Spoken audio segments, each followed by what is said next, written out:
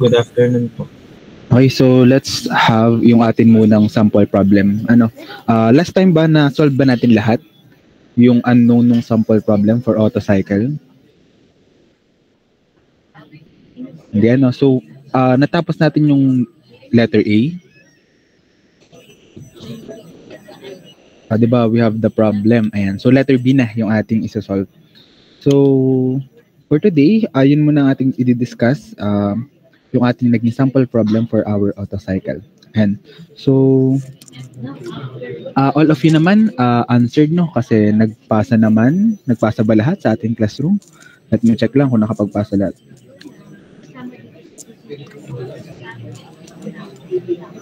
Okay, so lahat naman ay may pinasa.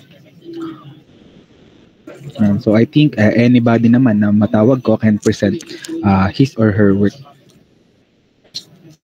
And so, kindly, sige. So for the first part pala muna, let's have the problem muna, and then somebody, can you recall yung mga nakuha natin?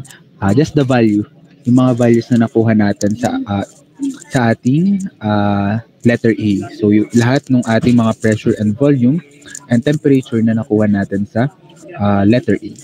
And so for now, let's have na si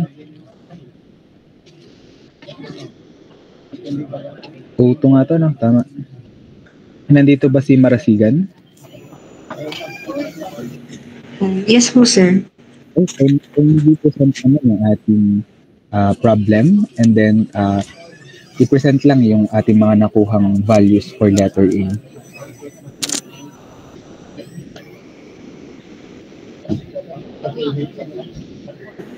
Sir, babasahin lang po, sir. And then we have the answer naman, so ipakita mo lang ulit yung mga nakuha nating values for letter A. Paki-present ng screen mo if kaya. Sige po, sir, wait lang po.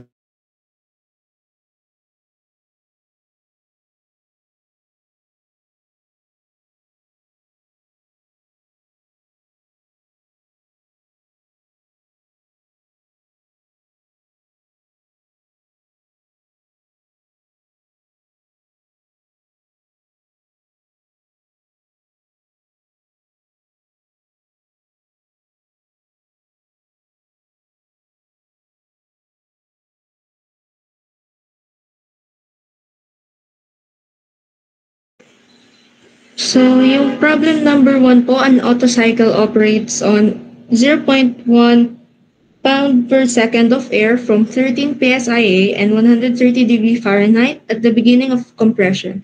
The temperature at the end of combustion is 5,000 degree Rankine. Compression ratio is 5.5. Hot air standard is K equals to 1.3. Calculate the following. For letter A po, ang hinahanap po is yung V1, P2, P2, P3, V3, P4, and P4. And ang mga nakuha po nating values for V1 is 1.68, 1127, 21795 cubic feet per second. For P2 naman po is 119.2380455 pound per inches square. And for the second temperature naman po is 983.9223335 Rankine. Sa P3 naman po is 605.932234 pound per inches square. And sa V3 po is 0.305658508.2 cubic feet per second. And sa T4 po is 2,998.204126 Rankine. And sa P4 po is 66.06212481 PSI po. Okay, so I hope na everyone clear sa atin yung ating mga PVT relations in Otto cycle. So next tayo, let's have the answers naman for our heat added or the QA natin. Okay, let's try nga si Camo, Giancarlo. Nandito ba? No po, sir. Okay, so can you present naman yung naging answer mo for the heat added?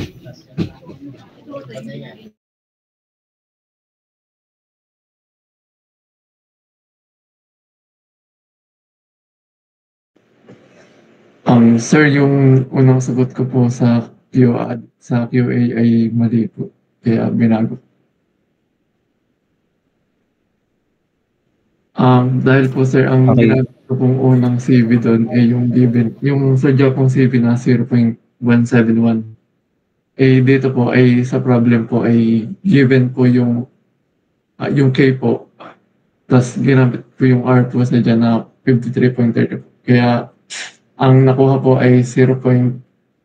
Tsaka po sa CV po, ang ginawa ko po ay kinonvert ko na po sa BTU po per pound force feet. Kaya naging sagot po ay 0.228534744 BTU per pound mass Rankine po.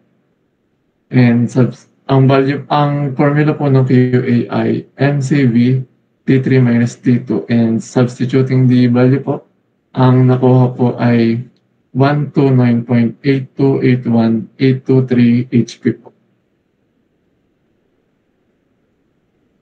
Okay, so this is correct. Again, in terms of conversion, kayo na naman ang bahala dyan kung saan nyo gustong padaanin yung ating mga conversions. But then, mag-aaral pa din naman tayo in the same answer. If not the same, dahil nga dun sa ating mga conversions na ginawa, magkakaroon ng discrepancy sa mga decimal points lang. So, maliit lang dapat yung discrepancy niya, no? Ayan. So, ayan, tama yung ginawa niya. So, hindi ko lang pala na-highlight last time that kapag given yung K natin, or we are not given the standard value lang for our problem, we are going to use yung formula sa pagkuha ng CV. So again, as I presented you last time, yung formula natin for our CV is the R over K minus 1. Okay, so wait lang. Let me discuss this pala muna. Kasi hindi ko siya na-highlight last class natin.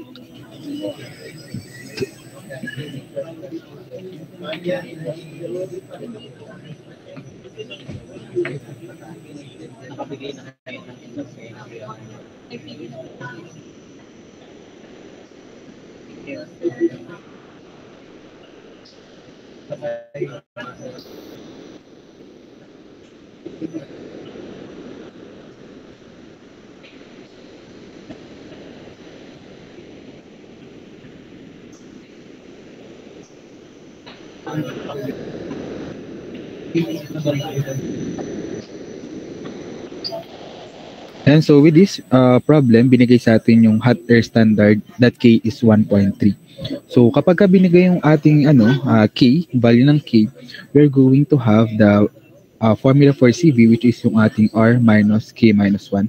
So yung aking kasi binigay na CV sa inyo, na value dyan sa inyong lecture notes, that is the standard value. Kapag ang value ng ating K is 1.4. Yan, so let's try to prove lang yung ating claim na yon.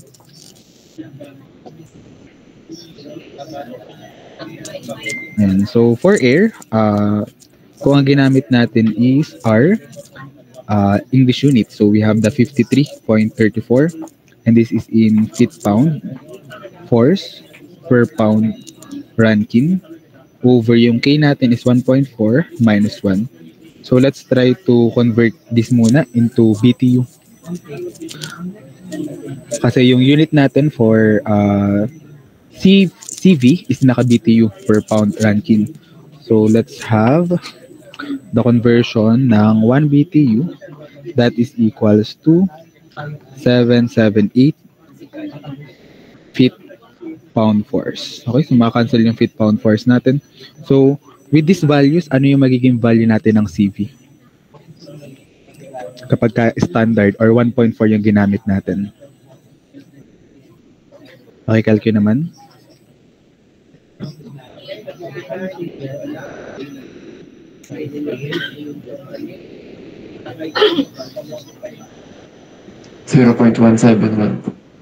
Ano yan? 0.171. Okay, so di ba yun yung ginagamit natin na value for our CV ng CV ng air, So yun lang, pinoprove lang natin na yung CV na gagamitin natin sa mga problems na ginigiven na sa atin yung ating K, we are going to use yung ating formula sa pagkuha ng CV. Ayan. So hindi ko lang siya na-explain last time, kaya ako din isiningit pa. And then tama din naman yung ginawa ni Giancarlo. Ginawa niya ng BTU yung unit natin. But then, you can also use yung ating naka-feet pound naman. Again, ang papalabasin naman natin ay HP. So kayo na ang bahala sa conversion natin. Ito nga pala, I will be sharing sa inyo a conversion table para din medyo mas, ito na yung gamitin nating value. So wait lang, upload ko lang sa ating classroom.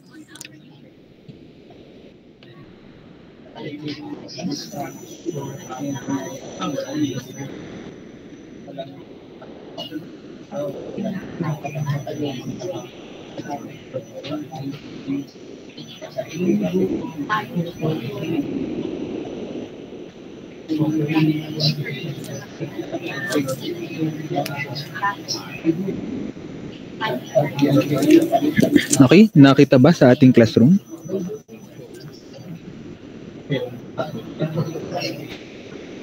Ayan, so kindly use na lang those values. Mapera lang dun sa ating, kasi iba yung naibigay ko sa inyong value ng properties ng air. So gamitin lang is yung conversion natin ng power, ng energy at ng pressure. For the air, iba kasi yung ginamit nating R sa ating lecture notes. We have 53.34. Ayan, so may konti lang naman difference. But then that conversion table can be very useful, especially yung namang mga kino-convert natin more on power, energy, and pressure. Okay, so I hope clear tayo doon. And also for our calculations ng QA natin. For the next part, we have the QR or the Q release or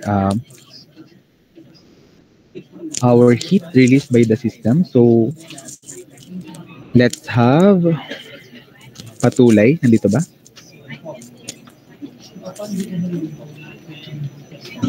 Hello po, sir. Wait lang po. So, did you use ba yung CV natin na standard or sinolve mo din yung CV natin using yung R over K minus 1?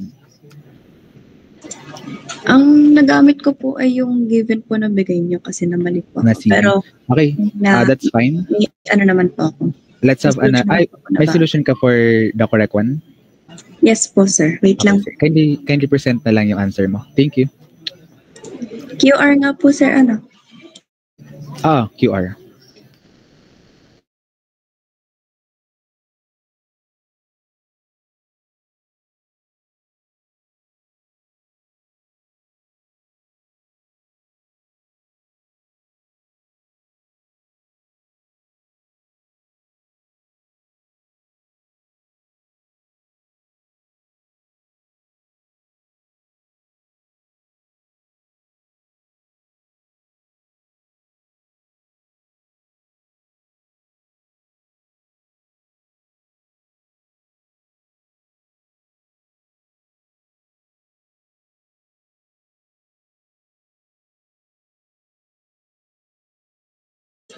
Kita na po ba yung screen ko?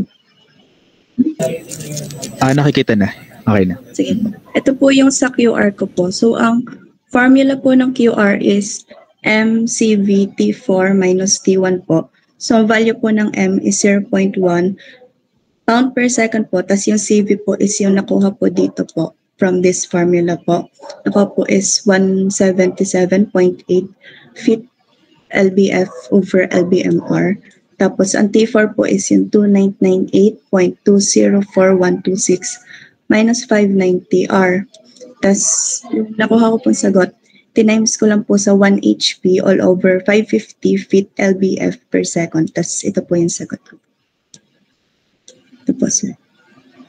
77.85067156 HP po. And okay, so everyone, same ba kayo na nakuha? Or yung iba na ang ginamit ay yung formula natin ng CV? Do you have the same answer with Patulay? Anisha? Ayan. So yung others, kindly correct na lang yung inyong naging solution. And then, Yung corrected version naman, you can upload it na lang sa comment, sa private comments. Upload nyo na lang sa Google Drive and i-comment nyo doon. Next natin, let's have the efficiency. Tama ba? Efficiency na ba yung sunod?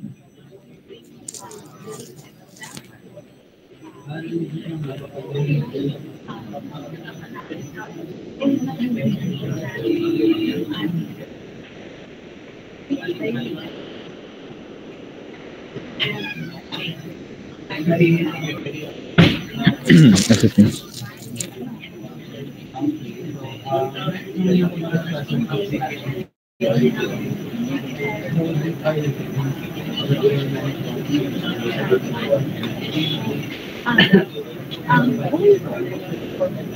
So let's have the efficiency natin. Romualdo, Josh Ian. Nandito ba? After mali din po yung efficiency ko. Gawa mali po yung nakuha kong QA and QR. Okay, sige. Let's have Tumbaga. Ginamit mo ba yung ating CV? Yung formula ng CV? Bali, sir, ang nagamit ko din po ay yung 0.171. Okay, sige. Let's have si Perinya.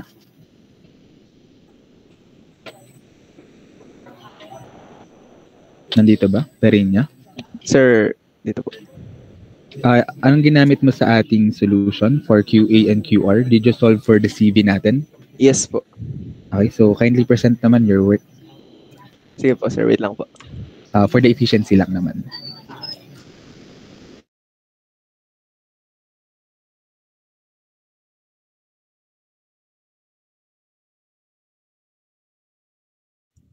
Sir, kita na po ba?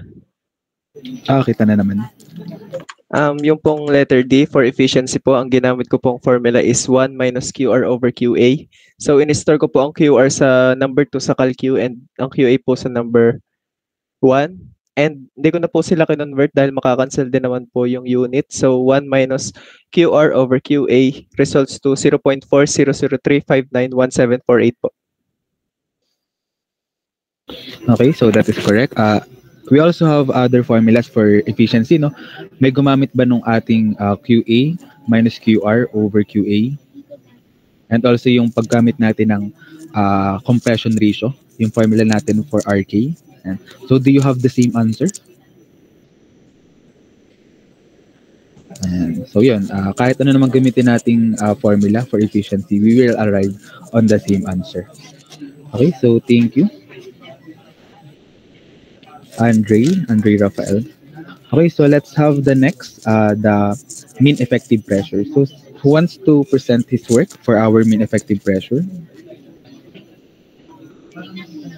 Meron bang nakakuha nung mean effective pressure natin in KPA? So pa-volunteer na lang, who wants to answer? Pa-present lang yung kanyang nakuhang sagot. Okay, sige, Miranda. Lance Francis. Kindly present naman your work.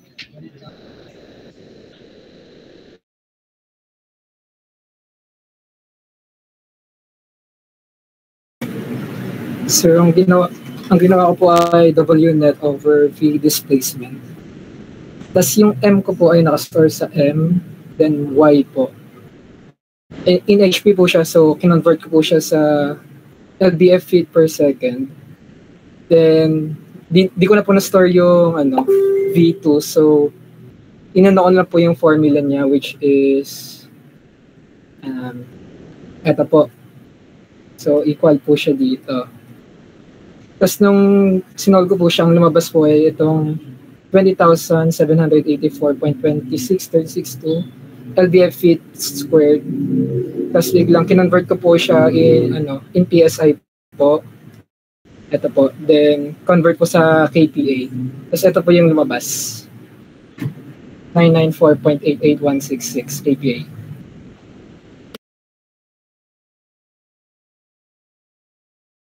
And okay, so dyan naman sa ating MEP, we have different ways kung paano natin papalabasin yung ating kilopascal. So pwede kayong dumaan sa BTU or HP. So kasi 'di ba, while solving naman sa HP, we can get yung ating pound feet. So pwedeng convert nyo yung pound feet to pound feet to BTU, and then BTU papunta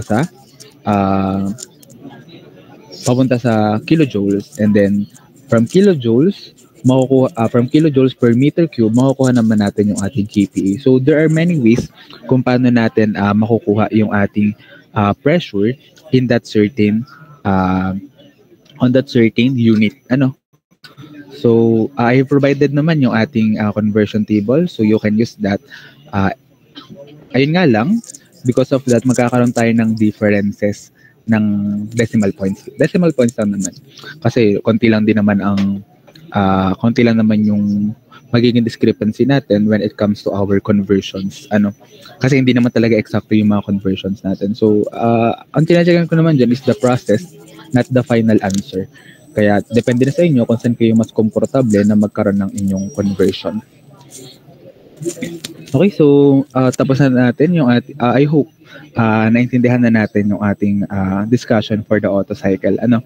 So ngayon kasi sasabay ko na rin kasi bukas yung section ko kanina na pang-umaga hindi namin natapos yung hindi namin na umpisahan yung diesel cycle. So bukas na lang sabay-sabay ko na lang para sabay-sabay na din yung pagtuturo ko ng diesel cycle. So for now, ang gawin na lang natin is sagutan nyo na lang yung remaining problems ng auto cycle dun sa ating lecture notes. So we have the problem number 5 and problem number 6. Nakita ba? And so just use our remaining time na lang for answering yung ating problem 4 and 5 and 6. Tapos announcement lang din. So for tomorrow, we're going to have yung ating discussion naman ng diesel cycle. And then, for next week natin,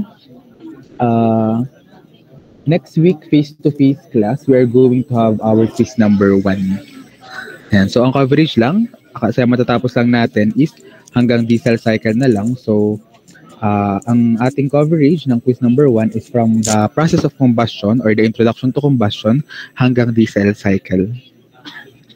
Okay, so sa face-to-face class natin yun. So, discussion lang tayo ng diesel cycle tomorrow, o kung hindi matapos, hanggang next week ng Tuesday. And then Wednesday, we're going to have our quiz number 1. So, based on our syllabus, quiz number 1, that is 15% of your final grade. So, start na tayo ng ating mga graded assessment. So, make sure to study before that quiz. So wait lang, continue ko lang din yung ating attendance. So lahat naman nung natawag ko na kanina, okay na yun for our attendance. Let's have Rabino. Present po, sir. Gutierrez. Present po, sir. Manalo, Jonas. Present po. Cleofe. Present po. Gonzales. Present po, sir. Agbing. Present po, sir. Eduardo. Present po, sir. Ariola. Present po. Bayeta. Present po, sir.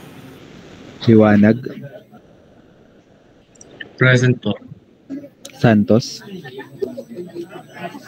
Sir, present. Leones. Present po, sir. Magnaye. Present po. Martinez. Present po, sir. Recinto. Present po. Mendoza. Present po, sir. Dating Ginoo. Present po, sir. Garalza. Present po, sir. Morales.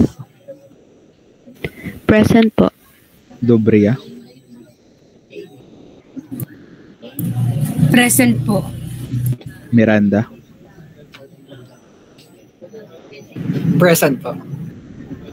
Torino, Resilia, Present po, sir. Acob, Present po, sir. Dakayana, Present po. Gahiran, Present po, sir. Saa, Present po, sir. Kuliyat, Present po, sir. Lim, Present po, sir. Devilla, Present po, sir. Umali, Present po, sir. Orozco,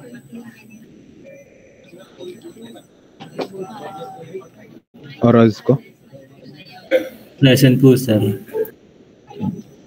Amparado, Present po. Ilagan, Present po, sir. Kalaw, Present po, sir. Bronce,